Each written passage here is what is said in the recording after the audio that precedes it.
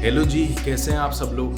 क्योंकि अब इटली का सेशन ऑलमोस्ट एंड पे आ गया है, एडमिशन्स ऑलमोस्ट तकरीबन सारी यूनिवर्सिटीज़ के क्लोज़ होने वाले हैं और डीओवीज़ खुल गई हैं और लोगों की डीओवीज़ आना शुरू हो गई हैं, वीज़ा इंटरव्यू की अपॉइंटमेंट्स लेना शुरू कर दी हैं लोगों ने। तो लोगों को उसके साथ साथ बहुत ज़्यादा मसले हो रहे हैं, मसाइल हो रहे हैं। मेरी जो क्लासेस भी बहुत सारे लोग प्राइवेट क्लासेस भी बुक कर रहे हैं, वो भी तकरीबन यही सवाल पूछ रहे हैं कि हमें डॉक्यूमेंट्स कौन कौन से प्रिपेयर करने हैं वीज़ा एम्बेसी वीज़ा इंटरव्यू के लिए और डीओवी के लिए, क्योंकि इटली के लिए डीओवी डिक्लेरेशन ऑफ वैल्यू भी करवानी पड़ती है और आप लोगों को वीज़ा के लिए भी फिर फाइल करना पड़ता है। पंजाब एम्बेसी में ऐसा होता है कि डीओवी और वीज़ा साथ फाइल हो जाता है। पिछले साल तो ऐसा ही हुआ था। इस साल डीओवी और वीज़ा की दोनों की डॉक्यूमेंट्स की लिस्ट अलग हैं, लिंक्स अलग हैं, मगर डॉक्यूमेंट्स ऑलमोस्ट सेम है। मैं दोनों लिंक्स नीचे डाल दूंगा डिस्क्रिप्शन में। आप लोग इन लिंक्स पे जाके सारे डॉक्यूमेंट्स प्रिपेयर, ये कंपलसरी डॉक्यूमेंट्स हैं जो एम्बेसी ने मांगे हैं, जो आप लोगों को ज़रूर प्रोवाइड करना है। और कराची काउंसलेट के भी जेरीज से या वीएफएस ग्लोबल से डीओवी अप्लाई हो जाती है और उसके बाद वो वीज़ा अप्लाई कर सकते हैं। यूजुअली बहुत आसान होता है, इंटरव्यू होता है। इंटरव्यू की मैं अलग से वीडियो बना दूंगा, अगर आप लोग चाहते हैं उसके लिए नीचे कमेंट कर दें। जो भी आप लोगों के सवाल हैं मैं उन सवालों के जवाब दे दूंगा। और मैं कराची काउंसलेट के भी जो रिक्वायर्ड डॉक्यूमेंट्स हैं फॉर डीओवी एंड वीज़ा, वो भी मैं नीचे डिस्क्रिप्शन में लिंक पे डाल दूंगा। तो आप लोगों में से जो भी डॉक्यूमेंट्स प्रिपेयर कर रहे हैं या जो भी डॉक्यूमेंट्स में फंसे हुए कि कौन कौन से इटली के स्टूडेंट वीज़ा के लिए डॉक्यूमेंट्स इस साल के लिए चाहिए, मैं लिंक्स इस्लामाबाद एम्बेसी की अलग, जो पंजाब एम्बेसी है, और कराची एम्बेसी की काउंसलेट की अलग, जो भी है लिंक्स में डाल दूंगा। ये सारे डॉक्यूमेंट्स आप जाके अपने बनवाना शुरू कर दें। जिन्होंने भी अभी तक एडमिशन अप्लाई नहीं करा है, ऑलमोस्ट एडमिशन्स अब क्लोजिंग की एंड पे आ रहे हैं, सारे एडमिशन्स क्लोज होने वाले हैं। तो फिर ऐसे में बहुत सारे लोगों ने मुझसे पूछा कि मिनाल भाई आइल्स भी अभी तक हमने नहीं करा। तो खुशी की बात ये है कि एम्बेसी ने इस साल आइल्स एग्जेम्प्ट कर दिया है, इस्लामाबाद एम्बेसी ने भी और कराची काउंसलेट ने भी। अब आपको आइल्स नहीं चाहिए। मैं शुरू में वीडियोस बनाई थी 6.5 बैंड्स आइल्स मिनिमम चाहिए वीज़ा अप्लाई करने के लिए, वरना एम्बेसी या काउंसलेट आप लोगों को एंटरटेन नहीं करेगी, वीज़ा नहीं देगी। क्योंकि पिछले साल बहुत सारे केसेस में ऐसा हुआ था, मगर इस साल उन्होंने फाइनली कोरोना की सिचुएशन देखी और उन्होंने बोला नहीं, स्टूडेंट्स को पढ़ाई करने के लिए तो जाना ही है और हम वीज़ा इशू करने के लिए बहुत ज़्यादा एडमेंट हैं। वीज़ा तो हमें इशू करने ही पड़ेंगे क्योंकि यूनिवर्सिटीज़ खुली हुई हैं और वो एडमिशन्स दे रही हैं। तो इसलिए हम आइल्स एग्जाम कर लेते हैं क्योंकि आइल्स की डेट्स बहुत ज़्यादा आ रही हैं। मगर जिन लोगों भी आइल्स की डेट्स बुक करवा चुके हैं, जो स्टूडेंट्स भी आइल्स के लिए प्रिपेयर कर रहे हैं और जिनके पास भी डेट्स हैं, वो ज़रूर आइल्स दें। ये उन लोगों के लिए है ये बात सिर्फ। मतलब एम्बेसी ने तो बोला है किसी को भी आइल्स नहीं चाहिए, मगर मैं आपको बताता हूं कि आइल्स आपके लिए क्यों ज़रूरी है। आइल्स आपके लिए यूँ ज़रूरी है कि इसका आपको एक मेंटल एडवांटेज मिलेगा, एक ऑब्वियस मेंटल एडवांटेज मिलेगा, आप लोग को साइकोलॉजिकल एडवांटेज मिलेगा कि जब आप एम्बेसी में इंटरव्यू देने जाएंगे और आपके पास आइल्स होगा, ये एडेड बेनिफिट है कि हाँ देखिए जी मेरे पास आइल्स है और मैं बहुत टाइम से प्रिपेयर कर रहा हूँ। मगर वो लोग जिन्होंने अभी तक एडमिशन्स अप्लाई करना शुरू ही नहीं करें या बस शुरू करने वाले हैं क्योंकि अब एंड टाइम आने वाला है और उनके पास आइल्स देने का टाइम नहीं है, वो आइल्स ना दें। उसके लिए आप एक इंग्लिश प्रोफिशिएंसी सर्टिफिकेट बनवाने अपने किसी भी रिस्पेक्टिव इंस्टीट्यूट से, जिस भी स्कूल से आपने पढ़ा है या कॉलेज से आपने पढ़ा है, यूनिवर्सिटी से आपने पढ़ा है, वहाँ जाकर आप एक इंग्लिश प्रोफिशिएंसी सर्टिफिकेट बनवा लें। उसमें ये लिखा हुआ होता है कि मैंने जो भी पढ़ाई करी है वो सारी मेरी इंग्लिश में थी और मैं इंग्लिश में प्रोफिशिएंट हूँ, मुझे इंग्लिश बोलनी आती है। क्योंकि इन दी एंड तो वीज़ा इंटरव्यू पर ही डिपेंड करता है। वो जब आपसे अंग्रेजी में सवाल पूछेंगे तो वो खुद ही आप लोगों को टेस्ट कर लेंगे कि आप लोगों को इंग्लिश बोलनी आती है या नहीं।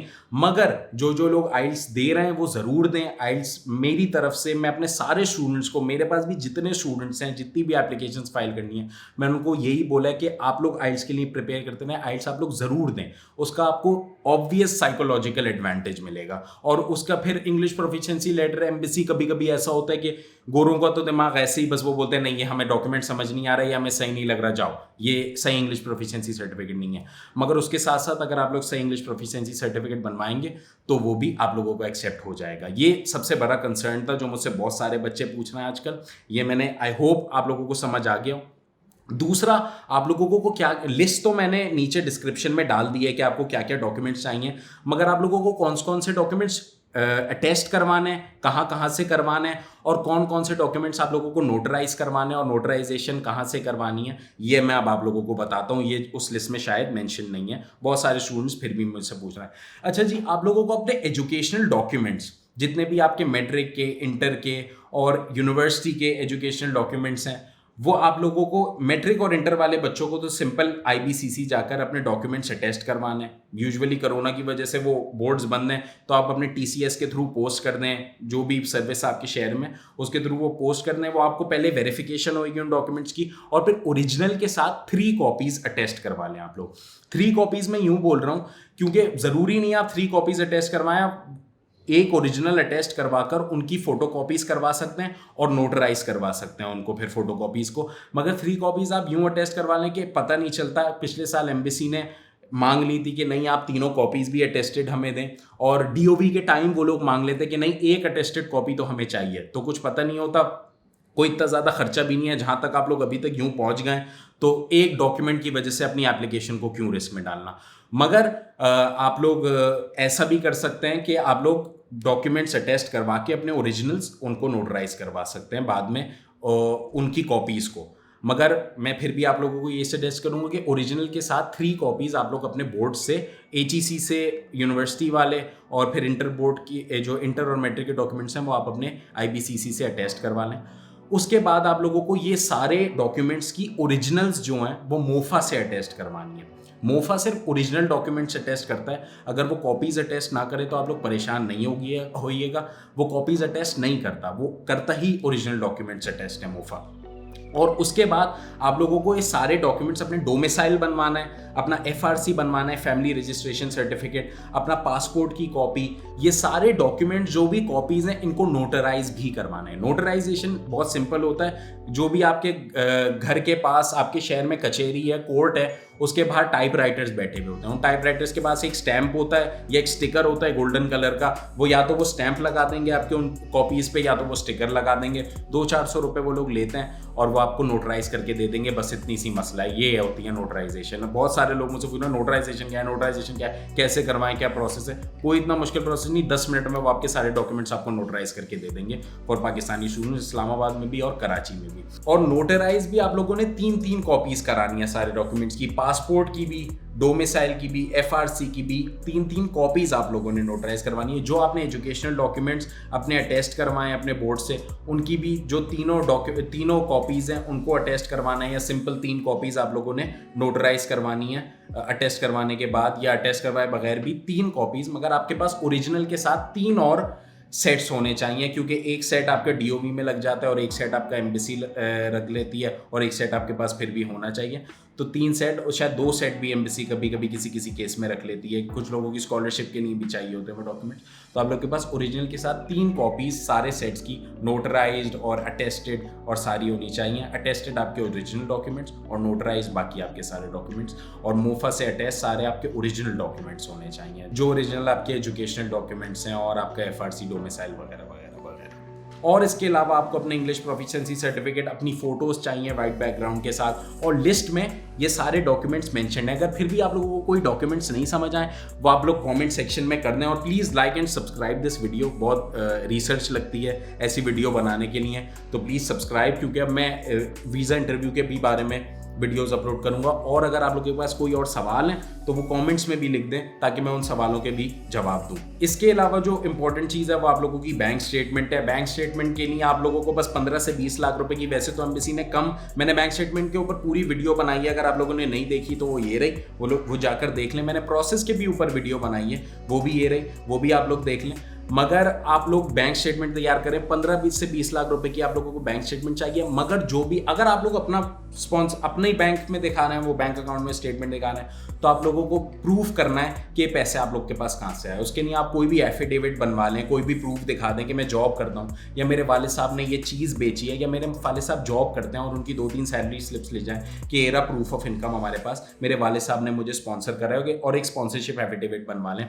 मगर अगर आप लोग अपनी बैंक स्टेटमेंट दिखा रहे हैं और आप लोग खुद अपने स्पॉन्सर हैं, तो आप लोगों को एफबीआर की 2 साल के पिछले टैक्स रिटर्न्स भी दिखाने पड़ेंगे फेडरल बोर्ड ऑफ रेवेन्यू के। प्लीज़ आप लोग जाके बैंक स्टेटमेंट वाली वीडियो ज़रूर देख लीजिएगा, वो आपको दिखानी पड़ेगी, और उनको प्रूफ ऑफ इनकम भी देना पड़ेगा। और अगर आप लोग अपने पेरेंट्स की या किसी भी रिश्तेदार की, यूजुअली रिश्तेदार की मैंने मना करा था नहीं दिखाना, अगर बहुत ज़्यादा सीरियस ना हो मामला, बहुत ज़्यादा इंपॉर्टेंट ना हो, वरना आप अपने माँ बाप की दिखाएं। 15 से 20 लाख की बैंक स्टेटमेंट आप लोग दिखा सकते हैं।